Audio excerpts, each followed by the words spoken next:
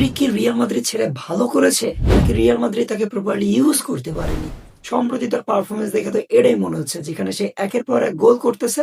সে যদি গোল না করতে পারে তাহলে সে অ্যাসিস্ট করতেছে।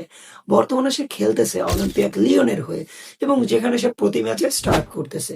কিন্তু যতদিন সে রিয়াল মাদ্রিদে ছিল ততদিন সে স্টার্ট করতে পারেনি, বেঞ্চ থেকে খেলেছে।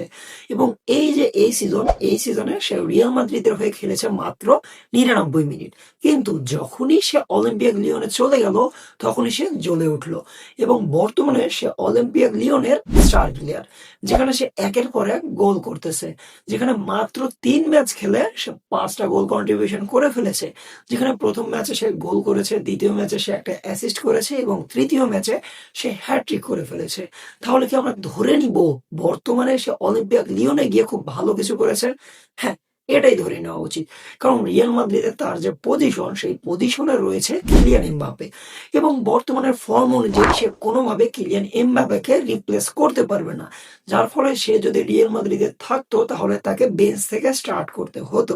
কিন্তু সে অলিম্পিয়াক লিওনে যখন গিয়েছে তখন আপনারা যদি খুব ভালোভাবে খেয়াল করে থাকেন তাহলে দেখবেন সে রাইট উইং থেকে খেলতেছে।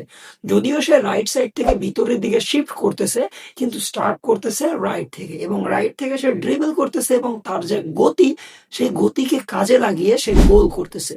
এবং এখন আপনারা বলতে পারেন তাহলে তো রিয়াল মাদ্রিদে থাকলে তাকে রাইট উইং এ স্টার্ট করানো উচিত ছিল। কিন্তু রাইট উইং এ রিয়াল মাদ্রিদে ছিল রদ্রিগো, মাস্তানতুনো, ব্রাহিম ডিয়াজ। যেক্ষেত্রে আমার মনে হয় না সে বর্তমানে এদেরকে রিপ্লেস করতে পারবে। এনরিক যদি এখন রিয়াল মাদ্রিদে থাকতো আমার মনে হয় না এখনো সে স্টার্ট করতে পারতো। কারণ বর্তমানে রিয়াল মাদ্রিদের অ্যাটাক লাইন রয়েছে রদ্রিগো, ভিনিসিয়াস জুনিয়র এবং কিলিয়ান এমবাপ্পে এবং সে এই তিনজনের একজনকেও রিপ্লেস করতে পারবে না। কিন্তু কথা হলো সে যদি এইভাবে অ্যাবিলিটি তার দেখাতে থাকে এবং এইভাবে সে যদি অলিম্পিক লিওনে পারফরমেন্স করতে থাকে তাহলে আমার মনে হয় লং টার্মে সে রিয়াল মাদ্রিদের প্রজেক্টে ইনক্লুড হইলেও হইতে পারে। কারণ রিয়াল মাদ্রিদের চ্যাম্পিয়ন্স লিগ, লা লিগা বা কোপা দেল রে, এই তিনটা কম্পিটিশনের জন্য রিয়াল মাদ্রিদ আগে অনেক ক্ষেত্রে তিনটা ডিফারেন্ট স্টার্টিং 11 নামিয়েছে। যেক্ষেত্রে আমার মনে হয় সে যদি পরবর্তীতে রিয়াল মাদ্রিদে আসে সেক্ষেত্রে আমার মনে হয় কোপা দেল রে বা লা লিগা স্টার্ট করলেও করতে পারে।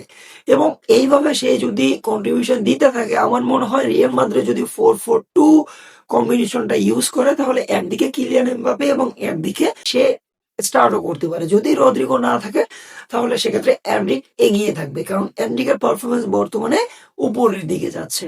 তো আপনাদের কি মনে হয় বর্তমানে তার যে এই ফর্ম যদি কন্টিনিউ করতে থাকে তাহলে রদ্রিগোকে সে কি বেঞ্চ করতে পারবে? সে কি মাস্তানতুনোকে বেঞ্চ করতে পারবে? সে কি ব্রাহিম ডিয়াজকে বেঞ্চ করতে পারবে? নাকি কিলিয়ান এমবাপ্পেকে বেঞ্চ করতে পারবে? কাকে বেঞ্চ করতে পারবে? এবং বর্তমানে আপনি যদি রিয়াল মাদ্রিদের দায়িত্বে থাকতেন তাহলে আপনি কাকে বেঞ্চ করে এনরিককে স্টার্ট করাতেন?